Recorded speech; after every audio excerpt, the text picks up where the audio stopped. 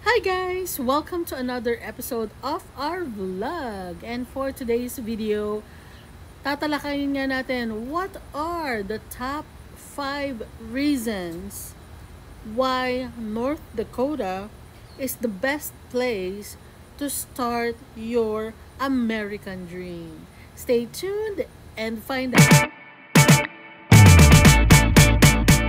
Yes guys, I'm making this video um, to tell you why Fargo, North Dakota is the best place to start your American dream. Siguro 3, 4, 5 people reach out to me already and asking me, Ma'am, meron po akong offer, Fargo, North Dakota. Tatanggapin ko po ba? So, this is the video na magsa-summarize to tell you, yes, go for Fargo, North Dakota to start your American dream. Bakit? I'll give you 5 reasons why. And I have my cheat sheet. Okay, so the number 1 reason is low cost of living. Yes, guys. Although, yun nga, magtatanong kayo sa akin, Ma'am, okay na po ba ang ganitong salary rate? Okay na po ba ang 34? Okay na po ba ang 33 na salary dyan sa Fargo, North Dakota? And lagi kong sinasabi, okay po yan. We started family of 3.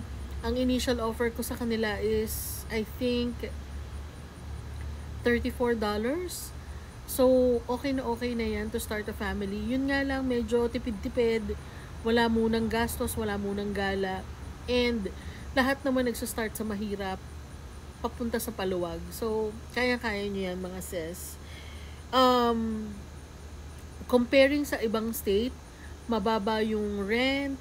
Ang apartment namin, we started 2-bedroom, $975 lang. Of course, there's inflation. Every year may pagtataas. But, you can definitely find an apartment that suits your taste, your comfort, and your budget. Second, gas. Comparing to another cities, mas mababa ang gas sa Fargo, North Dakota. And also the groceries. I can speak for that kasi I was able to compare the prices of groceries sa Fargo at dito nga sa Alexandria.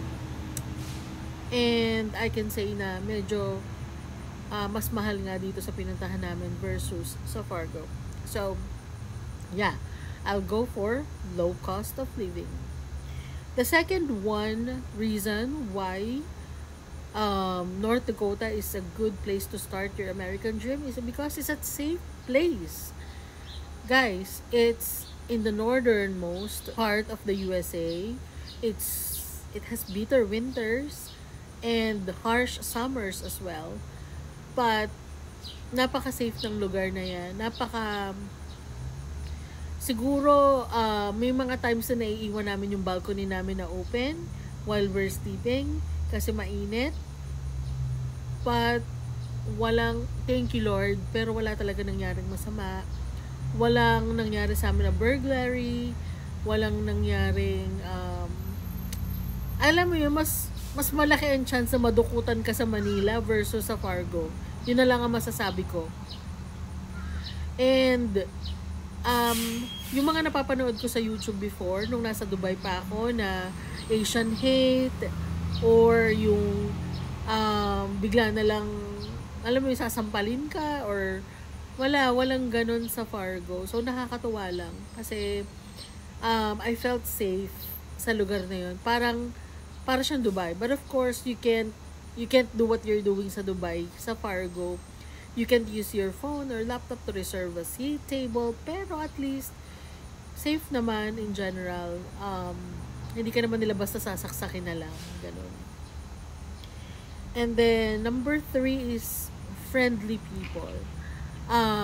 Pag nagdadrive si Matt, lagi ko napapansin na they always do this gesture na nakakatuwa kasi it means na, hi, yung simple hi, bumabati sila.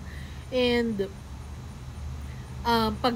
pagka may mga bagets, tas papasok ka sa McDonald's, they will open doors for you, which is, parang hindi ko in-expect yon from you. Parang, 'Di ba yun ang iniisip natin na medyo bastos talaga pag mga Amerikano. Pero mababait sila doon.